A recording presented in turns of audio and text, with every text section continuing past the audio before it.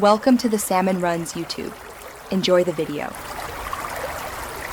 You begin by creating instant breathing room. Check storage breakdown so you know where the largest chunks live, then delete temp files and clear the downloads folder. Once done, move bulky media to cloud storage or an external drive to prevent repeat growth.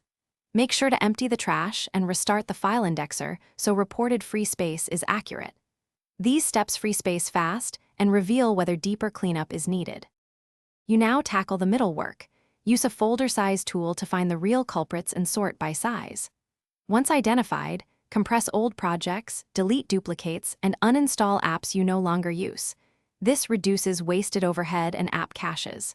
Make sure to migrate large libraries, photo, video, VM images, to external or network storage to keep the system disk lean. You'll see long-term gains when you adopt a consistent archive and compression routine. Finish by preventing recurrence.